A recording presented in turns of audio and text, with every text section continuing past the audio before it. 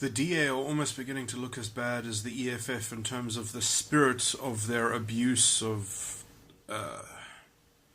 Abuse is perhaps too strong a word, because they're technically falling perhaps within the lines on some issues, on issue by issue, on particular issue by particular issue, but the they are really conflating the substantive role of multi-party democracy with the kind of the technical machinery with which they can put on the brakes, of everything. And it would be so much better politics to make the substantive case, to not raise a technical point of order to try and get the speaker to monitor some sort of like societal trust level, like some kind of Napoleonic authoritarian paternal gatekeeper of some kind of propriety. That level of propriety is meant to be policed by the substantive points being raised. And yes, when you have people like the EFF, which are certainly abusing those sorts of technical mechanics and getting the spotlight because of it, it might create an extra special seductive allure to use the same tactics. But it's just not.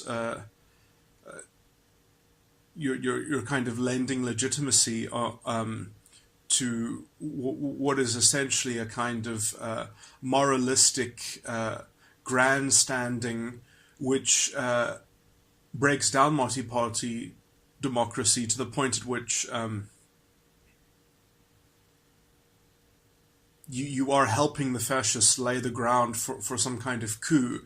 If that is the EFF, hopefully it looks like the EFF are going to be outmaneuvered by Cyril Ramaphosa, who's going to go with them on some rhetoric until he proves that their line is not workable to the extent that they want to indulge in their revenge emotional historical accounting of shame and blame, which completely creates this kind of noxious deluge that makes it impossible to actually get workable, practical, pragmatic policy that actually does anything like transformation.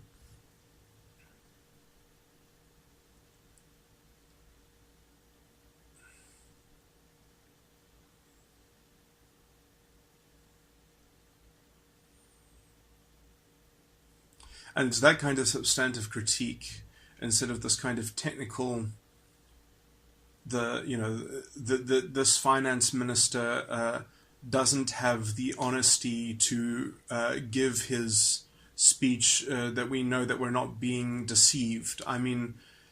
Yes, a full bench might have found him guilty of something, but they didn't strip him of the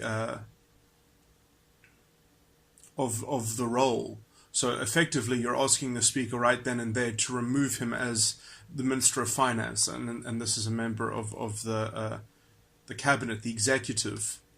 It's like it's that kind of trying to rely on that kind of authority of the people in power. It is. I would even say dangerous to democracy, the conception of democracy, which in this culture war has taken quite a heavy beating. And when I say culture war, I don't mean the issues in politics in particular. I mean the style and the etiquette, which has been poisoned, I would say, by the EFF to a large extent, and which the DA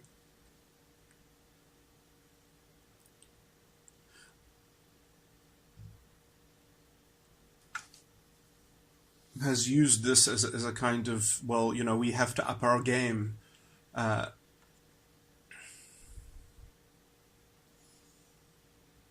To that level, so that we can share in that spotlight. But that spotlight is constructed to only give integrity or dignity to proto-fascism, to a kind of Napoleonic. And Cyril Ramaphosa, I mean, technically in what he has done, I would say he doesn't have the right to say that we might have the expropriation of land without compensation. I mean, that is not... I mean, he already, therefore, is saying, I am going to make the law in a positivistic way. I'm going to contravene the Constitution, contravene the rule of law.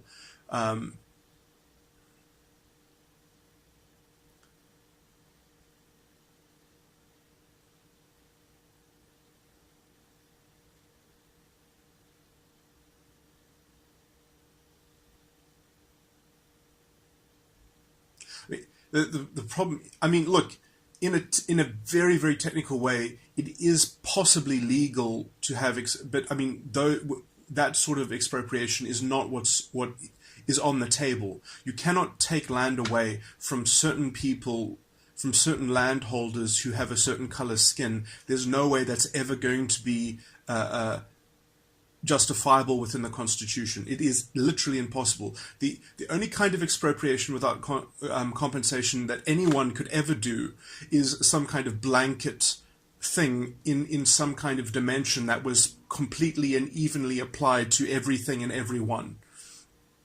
And you can't do that because you cannot expropriate without compensation to a generalized statistic of population, because that address, that identity, in identity politics as a body does not fucking exist. It's not an entity. It's a fictional relic of Nazi philosophy of being able to conceptualize as people as this generalizable racial mass. It's so patently disgusting. And if you target individuals and say that it's justifiable because of that conception of them as representatives of their identity faction, that is literally contravening social justice. And that is itself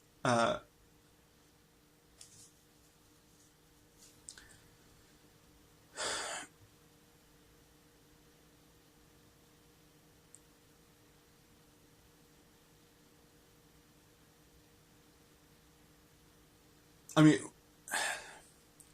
that is literally, I mean, if Cyril Ramaphosa's speech is wonderful because it has all the elements of being able to deconstruct it and show it. So because something bad happened in the past, we can destroy someone's social justice because we're going to hold them up as a scapegoat for their whole fucking identity faction. And then we're going to call that social justice.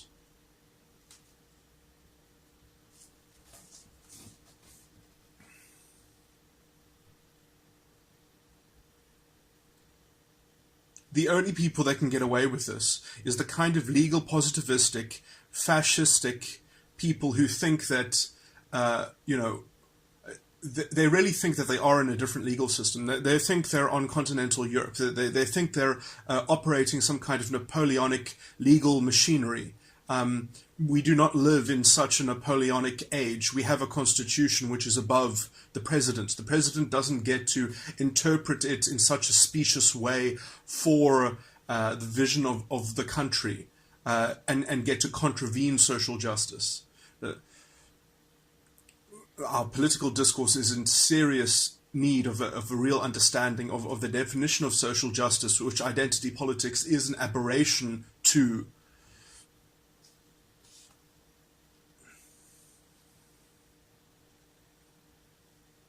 Adopting the use of that word in such a relativistic way that is completely antithetical. I mean, well, first of all, you can only get that definition, that corrupted definition of social justice, if you believe in racial realism, which is explicitly excluded in the Constitution.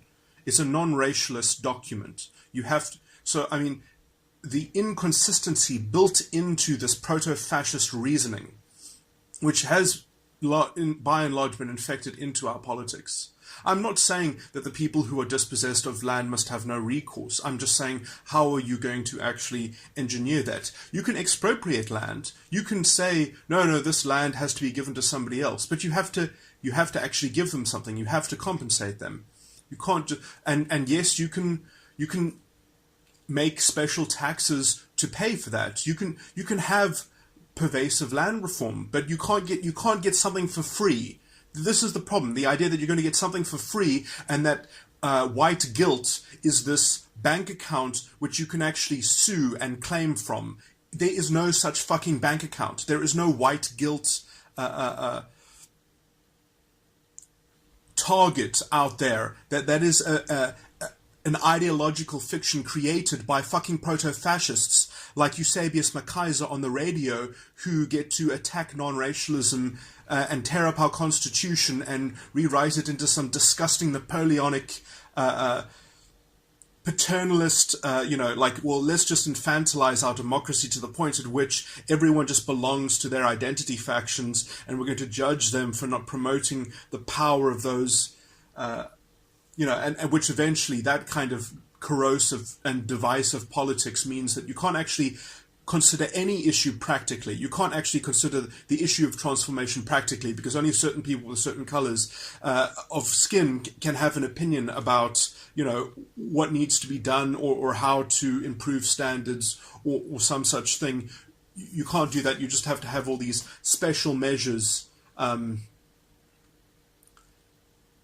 that are coated in this kind of sensitivity of racial realism, which has all these built-in superiority, hypocrisy, or purity, ethnic purity in terms of culture. It really is, if you're going to go that route, you can't really get away from separate but equal development. You can't really get away from some kind of apartheid solution that people of different ethnicities cannot coexist in the same political vehicle. Then, I mean, literally, you are no different than the apartheid, than the philosophy that went into apartheid, and you are literally, all this identity politics is literally rehashed Nazi philosophy. It is so. The Nazis saw themselves as the victims, the greatest victims of history, that they were undermined and they were, and that they're going to, by attacking the evil ideological enemy and identity, then they can reclaim their racial prestige and pride. It's all based on, we need to get our pride back into equilibrium, and the only way that you can sell that vehicle of so-called progress is by finding an evil punching bag that you can extract, that you can extract all the meaningfulness in that re-establishment of pride, which is a completely, it's a mythology. It's a fucking fascist mythology, pseudo-religious worldview, which you can see Julius Malema cultivating, the dark side of in such a, and it's very obvious, it's fucking crazy how they play both sides. They give arguments that are pro-capitalist, pro-capital investment, that we need to root out corruption so that we can have more investment, and then the kind of political and economic bullshit which they pander, which their rhetoric involves, is just literally Zimbabwe. I mean, it literally is Zimbabwe 2.0. So they've got, so somehow, because they're the center of meaning of their racialist influence or whatever, because they're a spokesperson for some kind of ethnic nationalism, they can just, they get to have it every way possible. They can say, oh no, we could do it better, and we could steal in an unlawful way, and because we are the true inheritors of Napoleonic prestige, it'll just be glorious, and the law bends to our every ethnocentrically